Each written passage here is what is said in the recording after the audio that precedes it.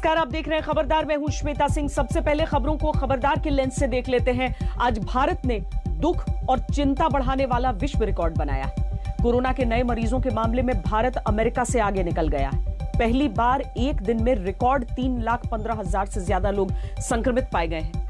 अब तक किसी एक देश में एक दिन के अंदर मिले मरीजों का ये सबसे बड़ा आंकड़ा है। इससे पहले अमेरिका में 8 जनवरी 2021 को 3,07,000 लोग पॉजिटिव पाए गए थे। मौत का आंकड़ा भी पिछले 2 दिनों में और डरावना हो गया है। 2 दिन में 4,122 लोगों की मौत हो चुकी है। पूरी दुनिया में ब्राजील के बाद भारत दूसरा ऐसा देश है जहां एक दिन में इतनी अधिक मौतें हो रही हैं। आंकड़ों में जो भयानक स्थिति है उससे भी खतरनाक है जमीनी हकीकत। लोग ऑक्सीजन के लिए तड़प रहे हैं, सरकारों और सिस्टम की लचर व्यवस्था से लड़ रहे हैं। आज सुप्रीम कोर्ट ने इसे राष्ट्रीय आपातकाल कहा है और केंद्र से पूछा है कि इसे निपटने का प्लान क्या है। दूसरी तरफ पीएम मोदी ने सिर्फ वर्चुअल रैलियां करने का फैसला किया है और वो कल कोरोना पर उच्च स्तरीय बैठकें करेंगे। ऑक्सीजन की कमी पर देश के अलग अलग हिस्सों से ग्राउंड रिपोर्ट्स आई हैं। देश के अलग अलग शहरों के अस्पतालों में ऑक्सीजन को लेकर कितना हाहाकार मचा हुआ है। लोग एक एक सांस के लिए कितना संघर्ष कर रहे हैं, इसका अंदाजा आपको तब होगा जब आप आम लोगों के दुख दर्द पर आधारित ये रिपोर्ट देखेंगे। शरीर में ऑक्सीजन की मात्रा मापने के लिए घर बैठे एक मशीन का इस्तेमाल किया जाता है जिसे ऑक्सीमीटर कहते हैं। ऑक्सीजन की कमी के बीच ऑक्सीमीटर्स की भी कमी होने लगी है।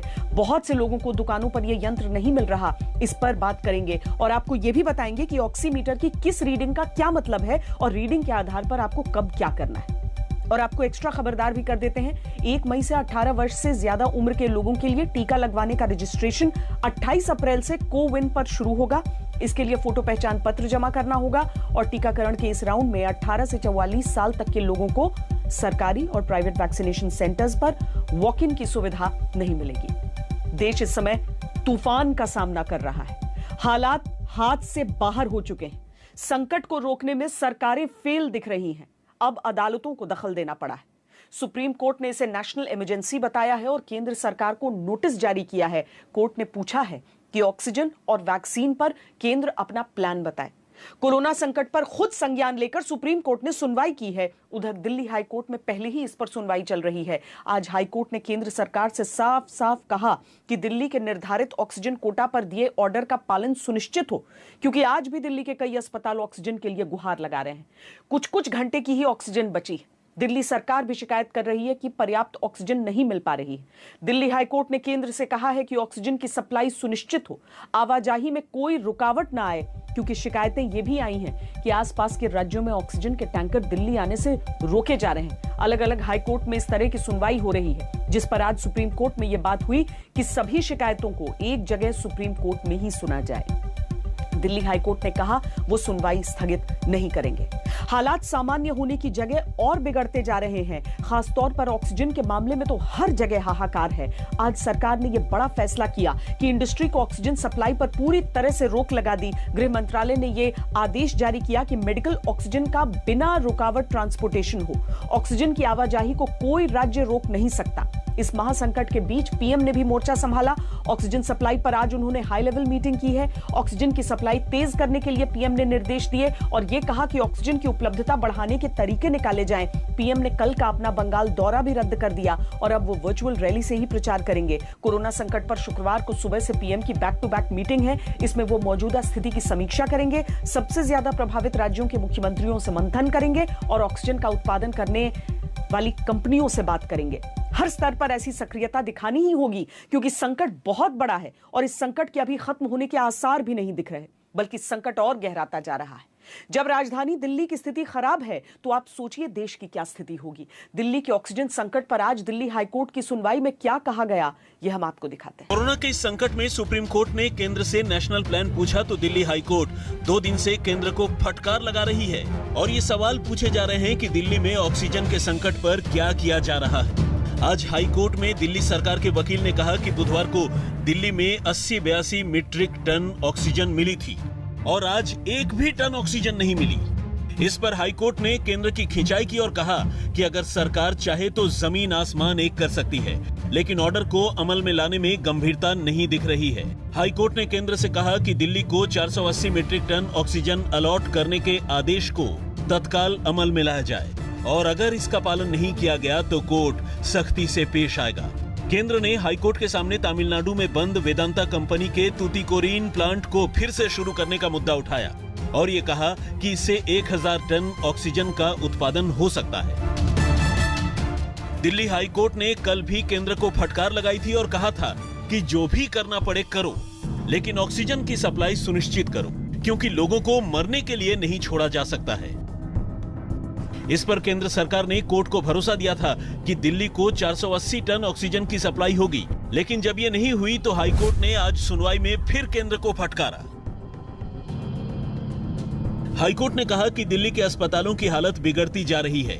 कई अस्पताल लगातार बता रहे हैं कि उनके पास कुछ घंटे से ज्यादा की ऑक्सीजन नहीं बची है। कोर्ट ने दिल्ली सरकार की उस शिकायत का संज्ञान लिया जिसमें यह कहा गया कि जिन राज्यों में ऑक्सीजन का उत्पादन हो रहा है वहां से ऑक्सीजन के ट्रांसपोर्टेशन में रुकावट आ रही है। कोर्ट में पानीपत के एक प्लांट से 140 मीट्रिक टन ऑक्सीजन दिल्ली लाने में रुकावटों पर बात की और ये कहा कि उन्हें बताया गया कि सप्लाई को फरीदाबाद बॉर्डर पर कई घंटों तक रोका गया। कोर्ट ने कहा कि गृह मंत्रालय के मुताबिक हरियाणा से उस आदेश का पालन करने को कहा गया जिसमें ऑक्सीजन के ट्रांसपोर्टेशन में रुकावट न डालने की बात की गई है, लेकिन ये भी होते नहीं दिखा। कोर्ट ने कहा कि केंद्र इस बात को सुनिश्चित करे कि डिजास्टर मैनेजमेंट एक्ट के तहत दिए गए ऑर्डर के बाद ऑक्सीजन के ट्रांसपोर्टेशन में राज्यों से रुकावट न आए। हाईकोर्ट ने केंद्र से कहा कि अगर कोर्ट के आदेशों और केंद्र के पास ऑर्डर का पालन नहीं किया गया और इससे जाने गई तो आपराधिक मामले के तहत कार्रवाई होगी। ये शिकायत लगातार आ रही है कि आसपास के राज्यों से दिल्ली को ऑक्सीजन लाने में रोका जा रहा है। खुद अस्पताल भी इसकी शिकायत कर रहे हैं। आज ही अपोलो अस्पताल के डायरेक्टर संगीता रेड्डी ने केंद्र सरकार से गुहार लगाते हुए ट्वीट किया कि पानीपत के प्लांट से एक टैंकर को हरियाणा पुलिस रोक रही है और ऑक्सीजन हरियाणा से बाहर नहीं जाने दे रही है। दिल्ली सरकार भी यूपी और हरियाणा जैसे राज्य सरकारों को कोस रही है और ऑक्सीजन ट्रांसपोर्टेशन में रुकावटें डालने का आरोप लगा रही है। उत्तर प्रदेश में मोदी नगर में उत्तर प्रदेश पुलिस और उत्तर प्रदेश के अधिकारियों ने वहां से डिलीवरी नहीं आने दी। कल उत्तर प्रदेश से सुचारू सिस्टम चला तो हरियाणा के अधिकारी वहां के प्लांट्स में जाके बैठ गए, उन्होंने वहां से नहीं जाने दी। अब क्योंकि पुलिस वहां की इस्तेमाल हो रही है दूसरे दिल्ली को ऑक्सीजन रोकने में, तो केंद्र सरकार से मेरा रिक्वेस्ट है कि भले ही आपको पैरामिलिट्री फोर्सेज लगानी पड़े, भले ही आपको ऑक्सीजन टैंकर के साथ में पैरामिलिट्री फोर्सेज लगा के उन प्लांट्स में ऑक्सीजन भरवानी पड़े, लेकिन ये आपको इंटरवीन करना पड़ेगा, वरना बहुत मुश्किल हो जाएगा संभालना। और ऑक्सीजन को लेके जो जंगल राज पिछले 3 दिन से चल रहा है वो और आगे बढ़ेगा और स्थिति बहुत भयानक हो सकती है। ऐसे समय पर वो इस प्रकार के अफवाहें मत फैलाएं। हमारे हरियाणा में हम किसी के ऑक्सीजन नहीं रोक रहे हैं। जो हमें एलोकेशन हुई है कल और जो पानीपत प्लांट में हुई है, हमने बकायदा उसका रोस्टर बना दिया कि 2 टैंकर दिल्ली के भरे जाएंगे, उसके बाद 1 टैंकर हरियाणा का भरा जाएगा और क्योंकि हमको पंजाब को भी देना है 8वां 9वां टैंकर जो है वो पंजाब का भरा जाएगा और उसको हम स्ट्रिक्टली फॉलो कर रहे हैं। हमने अपने वहां पर वरिष्ठ अधिकारी लगा रखे हैं, हम किसी की क्यों रोकेंगे ऑक्सीजन? आप मुझे बताइए। ये वो संकट है जिसमें एक दूसरे का साथ देना जरूरी है, क्योंकि दिल्ली और आसपास के अस्पतालों में जो संकट है वो लगातार गहराता जा रहा है। बड़े बड़े अस्पतालों की सांसें अटकी हैं। हालात ये हैं कि अस्पताल सोशल मीडिया पर आकर गुहार लगा रहे हैं। गुड़गांव के फोर्टिस अस्पताल ने शाम 5 बजे गुहार लगाई कि उनके पास सिर्फ 45 मिनट की ऑक्सीजन बची है। दिल्ली के अस्पताल ऑक्सीजन के लिए लगातार हाथ पैर जोड़ रहे हैं। शाम को दिल्ली के आकाश अस्पताल ने कहा कि 233 मरीजों की जान खतरे में है, सिर्फ 90 मिनट की ऑक्सीजन बची है। लखनऊ से सत्यम मिश्रा और दिल्ली से अनीशा माथुर के साथ संजय शर्मा, आज तक। दिल्ली में ऑक्सीजन का संकट ऐसा है कि छोटे बड़े हर अस्पताल ऑक्सीजन के लिए गिड़गिड़ा रहे हैं। ऑक्सीजन का संकट दूर करने और इस पर सरकारों को कहने के लिए अस्पतालों को सोशल मीडिया का सहारा लेना पड़ा है। सीएम से लेकर पीएम तक सबसे गुहार लगाई जा रही है। 3 दिन में यह संकट लगातार बढ़ता जा रहा है। अस्पताल किसी तरह से अपना काम चला रहे हैं, कुछ घंटों की ही ऑक्सीजन बच रही है। ऐसे हालात में नए मरीजों को छोड़िए, जो मरीज अस्पतालों में भर्ती हैं उनकी जान पर ही खतरा है। 110 पेशेंट मेरे पास कोविड के पेशेंट हैं।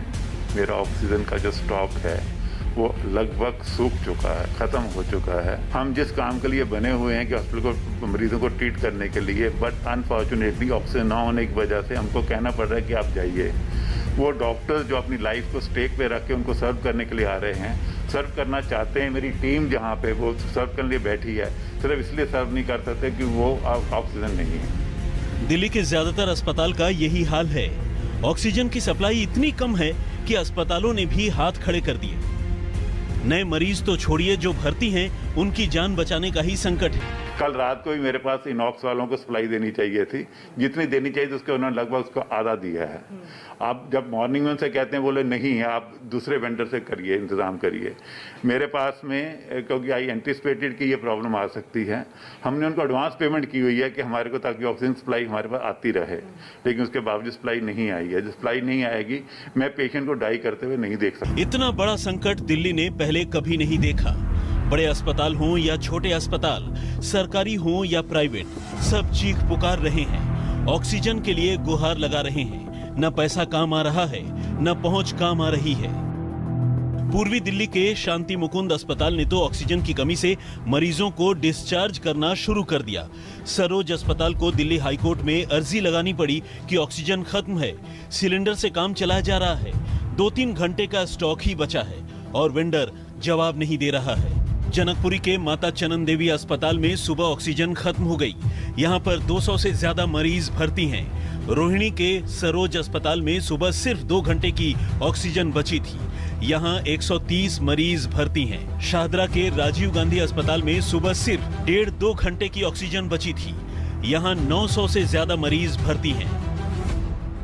इस वक्त हम लोग माता चनन देवी हॉस्पिटल में मौजूद हैं। यहाँ पर सुबह एक स्थिति ऐसी आ गई थी कि टैंक खाली हो गए थे। 200 कोविड मरीज यहाँ पर एडमिट हैं, लेकिन उससे पहले कि ऑक्सीजन खत्म हो जाता, जो सिलेंडर्स थे वो प्रशासन ने लगा दिए और वो सिलेंडर लगातार फिलहाल जो है रिफिल का काम चल रहा है। क्या दिक्कत क्या हुई? ऑक्सीजन कम हो रही है लड़के। हाँ, तो ऑक्सीजन तो है हॉस्पिटल में, मना कर रहे हैं, है ही नहीं, ना बेड है ना ऑक्सीजन है। इसके सिवा मेरा कोई नहीं है। मैं बाइक चला कर रोता हुआ है उसके लिए, लेकिन कोई भी इससे सुन नहीं रहा। इससे कुछ तो मेरा कौन देखेगा? बेटी सियानी है, एक छोटी है गोद की। थके इन लोगों को मैं पैर पकड़ने को तैयार हूँ, लेकिन एडमिट तो करे ही है। जब अस्पताल में भर्ती मरीजों की ही सांसों पर संकट है, तो बाकी उन लोगों को कौन देखने वाला है जो सांसें बचाने की उम्मीद में अस्पताल काफी प्राइवेट हॉस्पिटल में लेकर गए हैं। जितने भी प्राइवेट हॉस्पिटल थे, सबने मना कर दिया कि हमारे पास ऑक्सीजन की कमी है, ऑक्सीजन नहीं दे सकते, आप इनको किसी बड़े हॉस्पिटल में ले जाइए। उन्होंने नाम सजेस्ट किया था राजीव गांधी GTB हॉस्पिटल। अभी हम राजीव गांधी में आए। राजीव गांधी में बोला, मैंने खूब रिक्वेस्ट करी।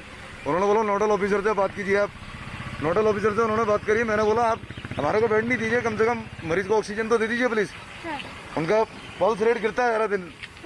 सुबह 4 बजे से घूम रहे प्राइवेट हॉस्पिटलों में, कहीं जगह नहीं मिल रही है। क्या व्यवस्था बना रखी है सरकार ने, क्या कर रखा है, कुछ समझ नहीं आ रहा। ये मैं सीमापुरी से आया हूँ पुराने। हर उम्मीद से सांसें उखड़ रही हैं। जिनसे उम्मीद है वो खुद लाचार हैं। राजीव गांधी अस्पताल में सुबह 9:30 बजे जैसे तैसे ऑक्सीजन टैंकर पहुंचा तो जान में जान आई। कितनी देर की ऑक्सीजन बची है अभी और कितना इस्तेमाल हो जाएगी? अभी तो जब भरेंगे टैंक, कितनी ऑक्सीजन लेके आए हो आप? 15 टन है अभी। 10 टन है। 10 टन। 10 टन कितने चलेगी? 20 घंटे का बैकअप है। 20 घंटे का बैकअप। दिल्ली के अस्पतालों को देखने वाले रात भर दौड़ लगा रहे हैं। कोशिश यही है कि किसी तरह कहीं से भी ऑक्सीजन मिल जाए। किसी को मिल रही है, किसी को नहीं मिल रही है। जिसको मिल रही है वो भी कुछ घंटे ही सांस ले सकते हैं। आज दोपहर 1 बजे तक हाल ये था कि दिल्ली के बड़े सरकारी अस्पतालों में बुराड़ी अस्पताल में 7 घंटे, DDU में 6 घंटे, अंबेडकर अस्पताल में 4 घंटे, GTB में 8 घंटे की ऑक्सीजन बची थी। दिल्ली के बड़े प्राइवेट अस्पतालों में होली फैमिली में 2.5 घंटे, बालाजी में 5 घंटे, BKL हॉस्पिटल में 4 घंटे और मैक्स पटपड़गंज में 4 घंटे की ऑक्सीजन बची थी। देश के लोग आज सभी न्यूज चैनल पे देख रहे हैं कि दिल्ली में आने वाला ट्रक किसी और राज्य ने रोक दिया, मध्य प्रदेश में जाने वाला ट्रक फलाने राज्य ने रोक दिया। ये तो ठीक नहीं है। लोग ये नहीं चाहते। देश के लोग आज ये देखना चाहते हैं कि दिल्ली ने किसी दूसरे राज्य की मदद कैसे करी, उत्तर प्रदेश ने किसी राज्य की कैसे मदद की। हम एक साथ मिलकर आपदा से लड़ना है हमें, तभी भारत बचेगा। मैक्स, फोर्टिज, अपोलो, गंगाराम जैसे बड़े अस्पतालों में पहले से ही ऑक्सीजन की शॉर्टेज थी, लेकिन पिछले 2 दिन से दिल्ली के करीब हर अस्पताल कुछ घंटों में ऑक्सीजन की गुहार लगा रहे हैं कि उनके ऑक्सीजन का स्टॉक खत्म हो रहा है। वेंडर सुन नहीं रहे हैं, सप्लाई उन्हें मिल नहीं पा रही है, आसपास के राज्यों से ट्रांसपोर्टेशन में दिक्कत आ रही है।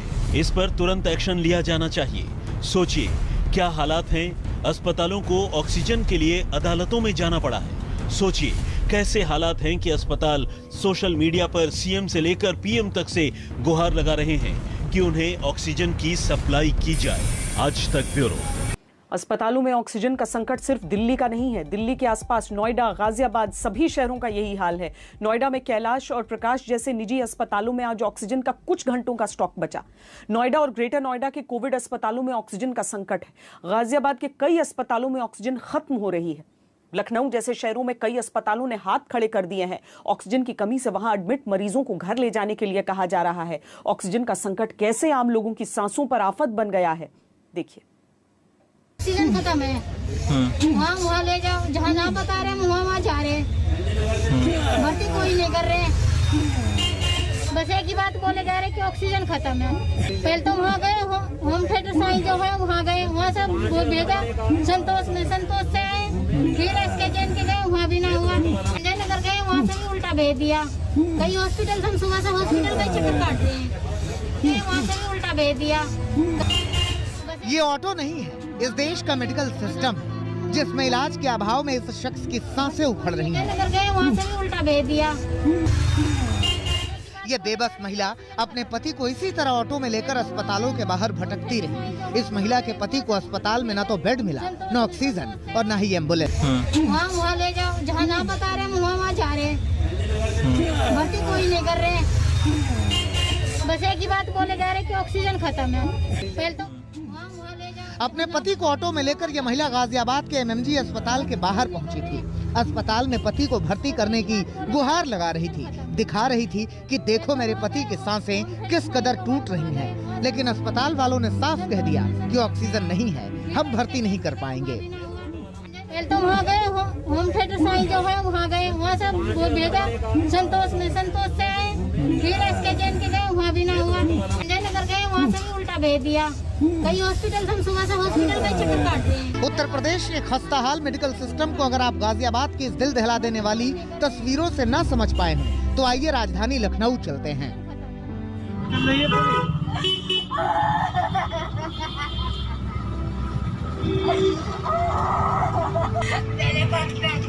घर में कम से कम चल तो रहे थे।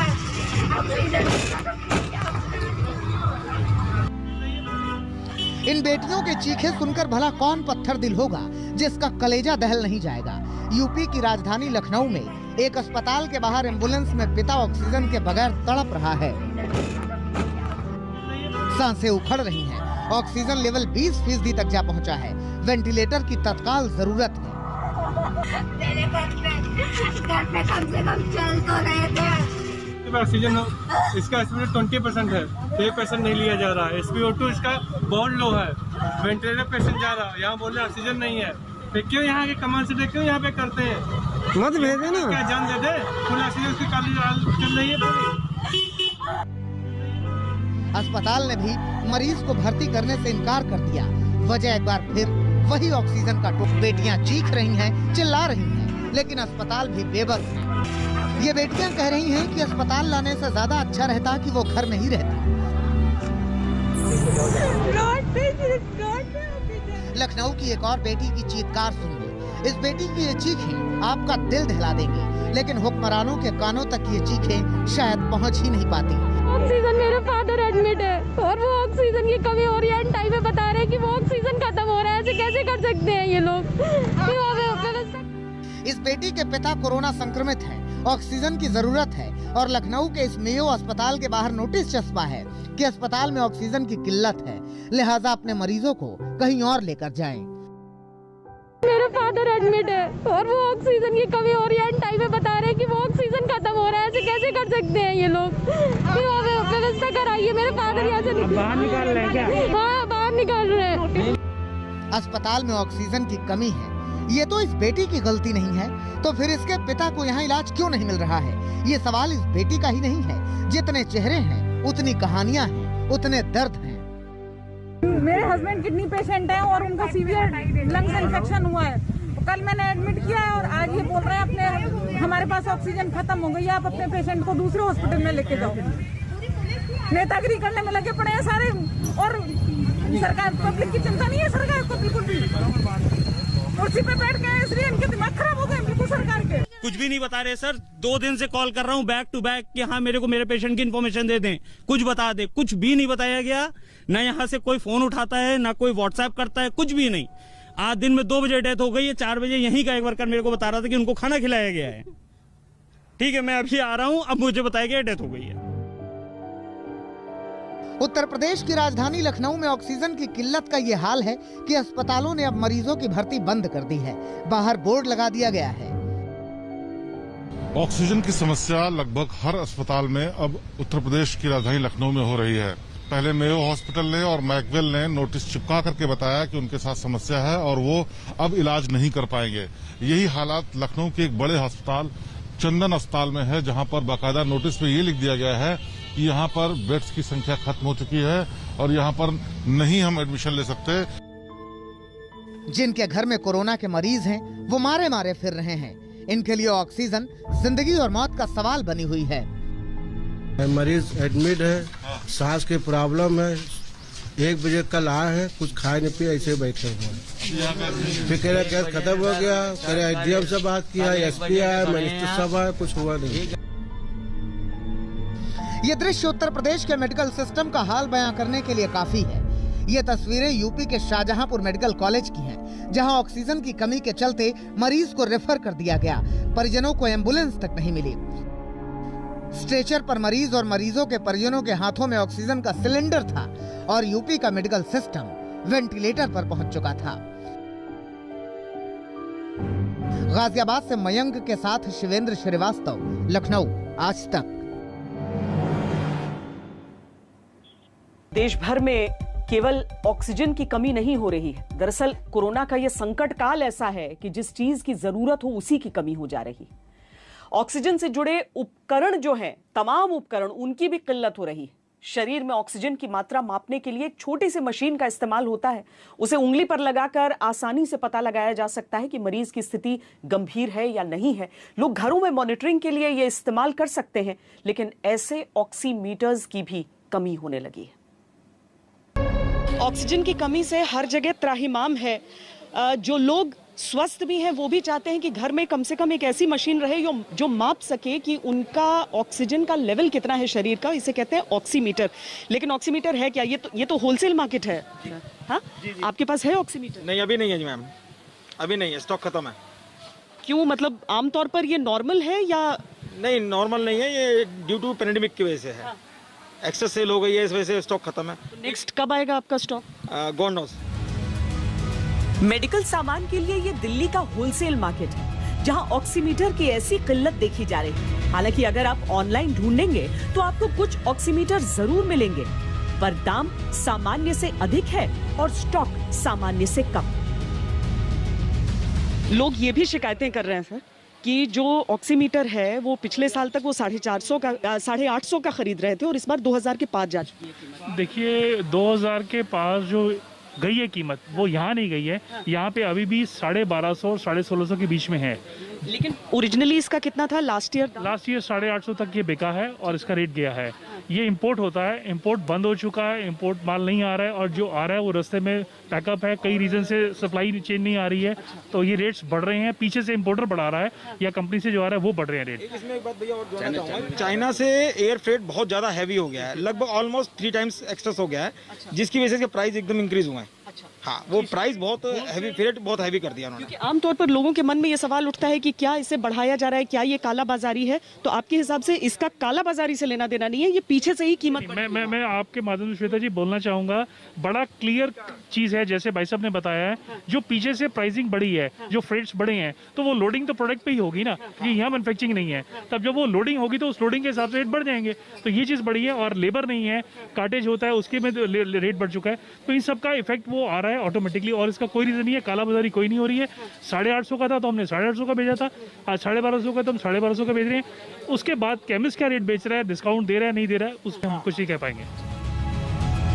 इसके अलावा कुछ मोबाइल ऐप्स भी दावा करते हैं कि वो शरीर में ऑक्सीजन की मात्रा को माप सकते हैं, लेकिन इन मोबाइल ऐप्स की एक्यूरेसी को लेकर संशय है। जितनी भी चीज़ों की आज ज़रूरत हो रही है उन सब की होलसेल मार्केट है, समझ लीजिए भागीरथ प्लेस में, और यहाँ पर हर एक चीज़ है तो, लेकिन क्या बाजार में उपलब्ध है या नहीं है, दुकान में उपलब्ध है या नहीं है, ये समझना ज़रूरी हो जाता है। मैं पूरे मार्केट में देख रही हूँ सब लोग ऑक्सीमीटर ढूंढ रहे हैं सर, लेकिन है आपके पास? नहीं मैडम, ऑक्सीमीटर अवेलेबल ही नहीं है। बहुत सारा मतलब पीछे स्टॉक 10 दिन में ऐसा था कि पूरा का पूरा स्टॉक ही निकल चुका है। कंपनियों से हम जब डिमांड कर रहे हैं तो वो हमारी डिमांड पूरी नहीं कर पा रही। वो सब बोल रहे हैं कि अभी फ़िलहाल है नहीं, आने वाले 2-4-5 दिनों में अगर हमारे पास अवेलेबल होगा तो हम आपको सप्लाई देंगे। अच्छा जी। कभी ऐसी सिचुएशन हुआ था? नहीं मैडम, आज तक भी नहीं हुई। पिछली वेव जब आई थी तब भी ऐसी सिचुएशन नहीं थी। लोग इस टाइम मैडम हाहाकार हुई पड़ी है, ना ऑक्सीफ्लोमीटर है, ना ऑक्सीमीटर है, ना ही ऑक्सीजन कंसंट्रेटर है, ना ऑक्सीजन सिलेंडर है। हर चीज़ की शॉर्टेज हुई पड़ी है इस टाइम। हर आदमी यही मांगने आ रहा है। जी मैडम, आप थोड़ी देर आप यहाँ पर खड़े होकर देखेंगे तो आप हर आदमी मतलब 100 में से 90 आदमी ऑक्सीमीटर, ऑक्सीफ्लोमीटर और ऑक्सीजन सिलेंडर वो चीज़ मांग रहे हैं। वो चीज़ हमारे पास अवेलेबल नहीं है। बहुत ज़्यादा मतलब लोग इतनी स्ट्रेस में है, पेनफुल मतलब जो चीज़ हो रही है वो समा देखने को मिल रहा है हमें। क्या लेने के लिए आए? सिलेंडर के ऊपर जो लगता है ऑक्सीमीटर, फ्लोमीटर, वो नहीं मिल रहा कहीं पर भी। अब हर जगह सब जगह घूम चुका, लेकिन नहीं मिल रहा। तो ऑक्सीजन जरूरत है, सिलेंडर मिल गया, ऑक्सीजन मिल गया, लेकिन अब उसके ऊपर फ्लोमीटर नहीं मिल रहा, क्या करें? बाकी इलाकों में भले ही आपको लोगों का जमावड़ा दिखे ना दिखे, लेकिन चूंकि ये जरूरत की चीजें हैं, ये वो चीजें हैं जो कोरोना के समय में सबके काम आएंगी, उसके लिए आपको इस समूचे मार्केट में भीड़ जरूर नजर आएगी, लेकिन सामान नजर नहीं आएगा। कैमरा पर्सन सैयद मोहसिन के साथ श्वेता सिंह, दिल्ली आज तक। यहाँ आपको ऑक्सीजन लेवल और ऑक्सीमीटर को लेकर कुछ और जानकारियां भी हम दे देते हैं। सबसे पहले शरीर के ऑक्सीजन लेवल की बात।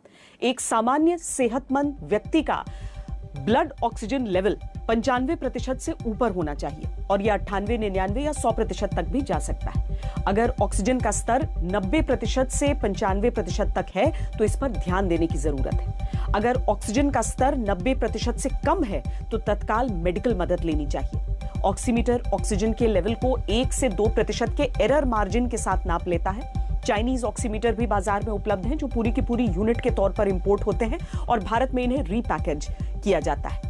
अक्सर इनकी वारंटी भी नहीं मिलती। ऑक्सीमीटर लेते हुए यह चेक करना चाहिए कि कम से कम 1 साल की वारंटी दी जा रही है। पहले ऑक्सीमीटर 500 से 700 रुपए तक की रेंज में मिल रहे थे, लेकिन अब 1000 रुपए से कम का ऑक्सीमीटर मिलना मुश्किल है। और ऑनलाइन भी ऐसे ऐसे ब्रांड मिल रहे हैं जिनके बारे में लोगों ने कभी सुना ही नहीं होता। अच्छी क्वालिटी के ऑक्सीमीटर 2000 से 5000 रुपए के मिल रहे हैं। इस डिवाइस की क्वालिटी चेक करने का तंत्र भी मजबूत नहीं है। इस समय आपातकाल जैसी स्थिति है और इसमें कमजोर क्वालिटी वाले ऑक्सीमीटर भी धड़ल्ले से बिक रहे हैं। ऑक्सीमीटर की रीडिंग्स का क्या मतलब है, इस पर हमने डॉक्टर से भी बात की। लेकिन जब ऑक्सीजन कम होता है, जैसे नॉर्मल इंसान का ऑक्सीजन 99, 98 होता है, कुछ सिगरेट स्मोकर का ऑक्सीजन सैचुरेशन 95 रहता है। कभी भी बेसलाइन ऑक्सीजन से, जैसे पहले दिन आपने ऑक्सीजन चेक करी आपकी 97 थी, अब इस इंसान के कभी भी 94 या उससे नीचे हो जाए तो ये सिग्निफिकेंट है। ऐसे किसी इंसान की अगर 99 सैचुरेशन है बेसलाइन, लेकिन 3 to 5% फॉल हो जाती है उसकी over the time of 5 days, साथ में फीवर भी चल रहा है, साथ में खांसी आने लगी है 4-5वें दिन, इन पेशेंट्स में निमोनिया बनने के बहुत हाई चांसेस हैं। तो ये एक तरह से इमरजेंसी है। ऑक्सीजन की कमी होना एक इमरजेंसी है।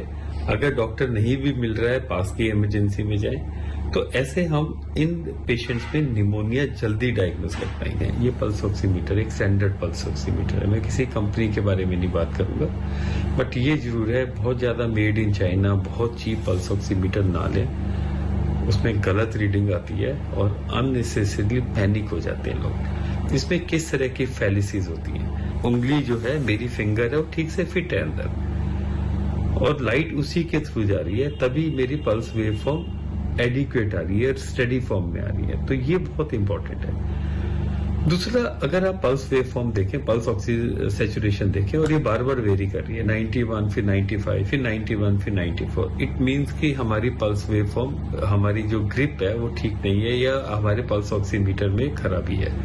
दूसरा, किस फिंगर में लगाई जाए, ये बड़ा मिसकंसेप्शन है। लोग कहते हैं कि मिडल फिंगर, बट आइडियली अगर आप मिडल फिंगर या इंडेक्स फिंगर कोई भी चूज करते हैं, उस फिंगर में आप ट्रेंड देखें कि किस ट्रेंड पे मेरा जा रहा है। Baseline pulse oximeter middle finger में आपकी थी 96 थी और अब 94 के नीचे जा रही है, तो उसी फिंगर को कंटिन्यूसली यूज करें, यह आपके लिए बेनिफिट रहेगा।